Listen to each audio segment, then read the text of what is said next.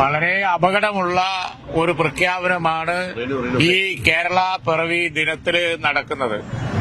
അല്ലെങ്കിൽ തന്നെ കേരളത്തിന് പല ആനുകൂല്യങ്ങളും ആവശ്യമില്ല എന്ന സമീപനം പല പദ്ധതികളുടെയും കാര്യത്തിൽ കേന്ദ്രം എടുത്തുകൊണ്ടിരിക്കുകയാണ്. കാലാകാലങ്ങളിൽ വന്ന ഗവൺമെന്റുകളൊക്കെ അത് ശരിയല്ല, കേരളത്തിൽ ഈ പറഞ്ഞ ആനുകൂല്യങ്ങളൊക്കെ ആവശ്യമുണ്ട്, നമുക്ക് വളരെയധികം പിന്നോക്കാവസ്ഥ ഉണ്ട് എന്ന് പല കാര്യങ്ങളും വെച്ച് വാദിച്ചുകൊണ്ടിരിക്കുകയാണ്. നമ്മളെ റേഷൻ വിതരണം അതുപോലുള്ള പല സംഗതികളും പല ഘട്ടത്തിൽ ഇവിടെ ചാലഞ്ച് ആയിട്ടുണ്ട്. കാരണം എന്താ, കേന്ദ്രം പറയുന്നത് കേരളത്തിൽ ഈ ആനുകൂല്യങ്ങൾ ആവശ്യമില്ല എന്ന ആ ഒരു സമീപനമാണ്. അപ്പോഴാണ് നമുക്ക് ഇതൊന്നും ആവശ്യമില്ല, നമ്മൾ വളരെ ഉഷാറാണ്, സമ്പന്നമാണ്, നമ്മളൊരു സമ്പന്ന സ്റ്റേറ്റ് ആയി കഴിഞ്ഞു എന്ന ഇല്ലാത്ത പ്രഖ്യാപനവുമായി ഇവർ വരുന്നത്. എന്തൊരു അപകടമാണ്! വളരെ അപകടം പിടിച്ച ഈ പ്രഖ്യാപനം പല പദ്ധതികളെയും കുഴപ്പത്തിലാക്കും, യാതൊരു സംശയവും വേണ്ട. അല്ലെങ്കിൽ തന്നെ കേന്ദ്ര ആനുകൂല്യം കിട്ടുന്നില്ല. അതിലൊക്കെ അപ്പുറം നമ്മൾ മനസ്സിലാക്കേണ്ട, കൊടുക്കുന്ന ആനുകൂല്യം എടുക്കാൻ കേരളത്തിന് കഴിയുന്നില്ല. ഗവൺമെന്റിന്റെ കയ്യിൽ പണമില്ലാത്തതുകൊണ്ട്, മാച്ചിങ് ഗ്രാന്റ് കൊടുക്കാത്തതുകൊണ്ട്. എന്നിട്ട് വെറുതെ ഒരു പ്രഖ്യാപനം നടത്തുകയാണ്. ചികിത്സയില്ല, സ്കീമില്ല, പദ്ധതിയില്ല. കാലാകാലങ്ങളിൽ കേരളം നടത്തിക്കൊണ്ടുപോയ അല്പം കേരളം മറ്റു സംസ്ഥാനങ്ങളെക്കാൾ മെച്ചപ്പെട്ട് നിൽക്കുന്നതിന്റെ കാരണം എന്താ വെച്ചാൽ, സർക്കാരിന്റെ കയ്യിൽ ആവശ്യമായ പണമുണ്ട്. എന്തിന്? സബ്സിഡൈസ് ചെയ്യാനും സൗജന്യ ചികിത്സ കൊടുക്കാനും അതുപോലെ തന്നെ പല സാമൂഹിക ക്ഷേമ പദ്ധതികൾ കൊടുക്കാനും ഒക്കെ. ഇതില്ലാത്ത പ്രഖ്യാപനങ്ങളൊക്കെ നടത്താണ്. കാരണം തെരഞ്ഞെടുപ്പിൽ 2500 പറഞ്ഞിട്ട് പോവാൻ നേരത്തെ ഇപ്പൊ പറയുന്നത് 2000 കൊടുക്കുമെന്നാണ്. വളരെ ഗ്ലാരിംഗ് ആയിട്ടുള്ള തട്ടിപ്പാണ്. അപ്പൊ ഈ തരത്തില് ഇലക്ഷന്റെ തലേ ദിവസം കൊണ്ടുപോയി ഇല്ലാത്ത കാര്യങ്ങളൊക്കെ പറഞ്ഞ് നടത്തുന്ന പ്രഖ്യാപനം ഒരു സംശയവും വേണ്ട, കേരളത്തിലെ ജനങ്ങളെ കുഴപ്പത്തിലാക്കും. കേന്ദ്രം ഇതെടുക്കും. എന്നിട്ട് നിങ്ങൾക്ക് ഇപ്പൊ പറഞ്ഞില്ലേ അതിദരിദ്രരില്ല, പിന്നെ നിങ്ങൾക്ക് എന്തിനാ ആ സ്കീം? അതുപോലെ തന്നെ പല പദ്ധതികളും കേരളത്തിന് ആവശ്യമില്ല എന്ന് അല്ലെങ്കിൽ തന്നെ പറയാൻ നിൽക്കുന്ന ഒരു കേന്ദ്ര ഗവൺമെന്റ്, അവർക്ക് ഇത് വലിയ അവസരമാണ് ഉണ്ടാക്കി കൊടുക്കാൻ പോകുന്നത്. കേരളത്തിൽ വലിയ നഷ്ടമാണ്. ഞങ്ങൾ ഇതിനെതിരായി ക്യാമ്പയിൻ ചെയ്യും, ഒരു സംശയവും വേണ്ട. ഇതിന്റെ പൊള്ളത്തരം 2500 പ്രോമിസ് ചെയ്ത് 5 കൊല്ലം കഴിഞ്ഞപ്പോൾ 2000 കൊടുക്കും എന്ന് ഇലക്ഷന്റെ തലേന്ന് പ്രഖ്യാപിക്കുക, ഇതുപോലുള്ള കാര്യങ്ങൾ ഞങ്ങൾ ക്യാമ്പയിൻ ചെയ്ത് പൊളിക്കും, യാതൊരു സംശയവും വേണ്ട. ഇതുകൊണ്ട് ഇടതുപക്ഷം വിചാരിച്ച ഒരു ഇലക്ഷൻ വിജയവും അവർക്കുണ്ടാകാൻ പോകുന്നില്ല. സർക്കാർ തന്നെ നിയമസഭാ സമ്മേളനം ഒരു പ്രഹസനമാക്കി മാറ്റിയിരിക്കുകയാണ്.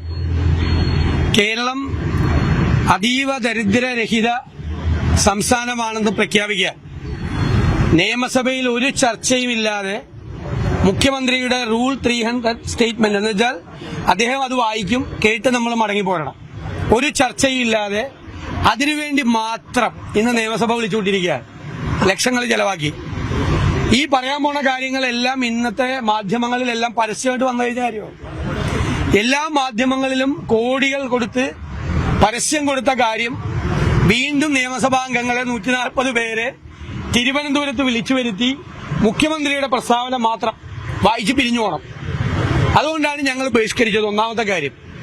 രണ്ടാമത്തെ കാര്യം, ശബരിമലയുമായി ബന്ധപ്പെട്ട് നിയമസഭയ്ക്കകത്തും പുറത്തും ദേവസ്വം മന്ത്രി രാജിവെക്കണമെന്നും തിരുവിതാംകൂർ ദേവസ്വം ബോർഡിനെ പുറത്താക്കണമെന്ന് ആവശ്യപ്പെട്ടുകൊണ്ടുള്ള സമരം നടക്കുകയാണ്. അതിന്റെ ഭാഗമായിട്ട് ഞങ്ങൾ നിയമസഭയുമായി സഹകരിക്കുന്നില്ല. മൂന്നാമത്തെ കാര്യം, മുഖ്യമന്ത്രിയുടെ ഈ പ്രഖ്യാപനം എന്ന് പറയുന്നത് ശുദ്ധ വെട്ടിപ്പാണ്, പച്ച നുണകളുടെ സമാഹാരമാണത്. യഥാർത്ഥത്തിൽ ഞങ്ങൾ ഇന്നലെ കൃത്യമായി വ്യക്തമാക്കിയതുപോലെ LDF അധികാരത്തിൽ വരുന്നതിന് മുൻപ് മാനിഫെസ്റ്റോയിൽ പറഞ്ഞത് കേരളത്തിൽ 4.5 ലക്ഷം പരമ ദരിദ്രരായിട്ടുള്ള ആളുകളുണ്ടെന്നാണ്. അതെങ്ങനെയാണ് ഒരു സുപ്രഭാതത്തിൽ 64,000 പേരായി ഇത് മാറിയത്? രണ്ടാമത്, ഗവൺമെന്റ് തന്നെ നിയമസഭയിൽ തന്ന മറുപടിയിൽ കേന്ദ്ര ഗവൺമെന്റ് ദരിദ്രരിൽ അതിദരിദ്രരെ തീരുമാനിക്കുന്നത് ആണ് AAY പദ്ധതിയുടെ പ്രകാരമുള്ള 5,95,000 കാർഡുകൾ ഇവിടെ വിതരണം ചെയ്യുന്നു. ആ കാർഡുകൾ അനുസരിച്ച് 5,95,000 പേര് കേരളത്തിൽ ദരിദ്രരിൽ അതീവ ദരിദ്രരായിട്ടുള്ള ആളുകളാണ്. ഈ രണ്ട് കണക്ക് നിൽക്കുകയാണ്. CPMന്റെ കണക്ക് 4.5 ലക്ഷം പരമദരിദ്രർ. കേന്ദ്ര ഗവൺമെന്റ് ഒരുപാട് നടപടിക്രമങ്ങളിലൂടെ SAT 6 അതിലെത്തിച്ചേർന്നത് ഒരുപാട് നടപടിക്രമങ്ങളിലൂടെയാണ്. കേന്ദ്ര ഗവൺമെന്റിന്റെ കണ്ടെത്തൽ 5,95,000 പേർ ദരിദ്രരിൽ അതീവ ദരിദ്രം. അപ്പൊ ഗവൺമെന്റ് ഒരു 64,000 പേർ, നേരത്തെ UDF ഗവൺമെന്റിന്റെ കാലത്ത് 1.5 ലക്ഷം പേർ ആശ്രയ പദ്ധതി, അത് അഗതികളായിട്ടുള്ള ആളുകളാണ്, ആരോഗ്യമില്ലാത്ത ആളുകളാണ്, അതിന്റെ എണ്ണം കുറഞ്ഞു. മാത്രമല്ല കേരളത്തിൽ പട്ടിക ആദിവാസി കുടുംബങ്ങൾ 1,16,000 കുടുംബങ്ങളുണ്ട്. അതിൽ 6,400 പേരെ ഇതിന്റെ അകത്ത് പെട്ടിട്ടുള്ളൂ. ബാക്കി എല്ലാവരെല്ലാം സമ്പന്നരായിട്ടുള്ള ആളുകളാണ്. ഇന്നത്തെ വാർത്ത എന്താ? തിരുവനന്തപുരത്ത് ഒരു സ്ത്രീ പട്ടിണി കൊണ്ട് മരിച്ചു എന്നാണ്. ഒറ്റയ്ക്ക് താമസിക്കുന്നവര്, അവരെ അതീവ ദരിദ്രരുടെ കൂട്ടത്തിൽ പെട്ടില്ലേ ആ സ്ത്രീ? കണ്ടില്ല ഇന്നത്തെ പത്രവാർത്ത? ഇന്നത്തെ വാർത്ത അതാണ്, ഒരു പാവപ്പെട്ട വൃദ്ധയായ സ്ത്രീ കുറെ ദിവസം പട്ടിണി കിടന്ന് മരിച്ചു എന്നാണ്.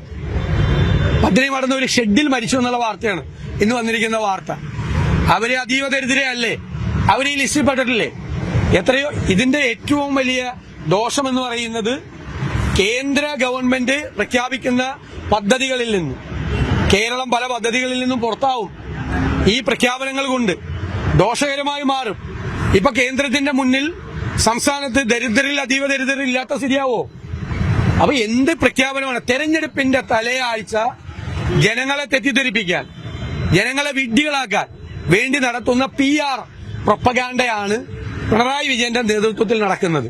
ഞങ്ങൾ അതിന്റെ പൊള്ളത്തരം മുഴുവൻ ജനങ്ങളോട് പ്രചരണം വഴി ജനങ്ങളെ ഞങ്ങൾ ബോധ്യപ്പെടുത്തി കൊടുക്കും.